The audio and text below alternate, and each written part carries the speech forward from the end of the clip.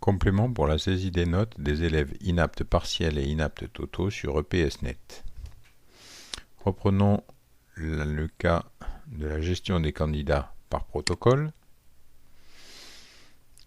Sélectionnons le protocole et la série à laquelle appartiennent les élèves dans ce protocole. Donc je saisis des notes pour mes élèves. Pour la première épreuve. Pour la deuxième épreuve, cet élève est inapte partiel. Je choisis donc de saisir DI en majuscule, puis une troisième épreuve dans laquelle elle a obtenu une note. Dans le cas d'une élève qui aurait été inapte sur deux épreuves, je saisis DI en majuscule toujours sur les deux épreuves, et si vous considérez que vous avez suffisamment d'éléments d'appréciation pour attribuer une note à cet élève, malgré les deux inaptitudes, il est possible de valider cette note sur une seule des trois épreuves. Donc ensuite vous validez la page.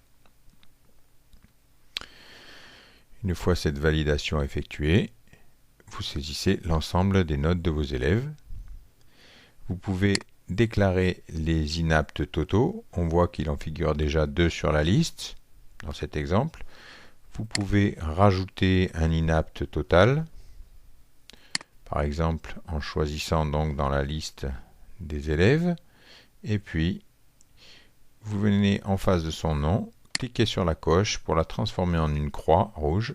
Cet élève est donc maintenant déclaré comme inapte total. Une fois les inaptes déclarés et les notes rentrées, vous pouvez éditer le suivi des notes, classées par ordre alphabétique, par série, par protocole, par classe.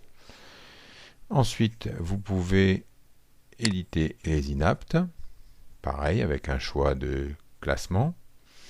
Ensuite, vous pouvez annuler et valider les candidats.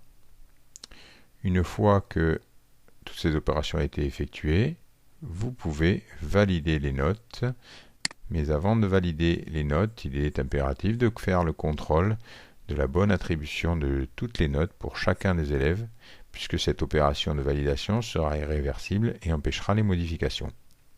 Voilà.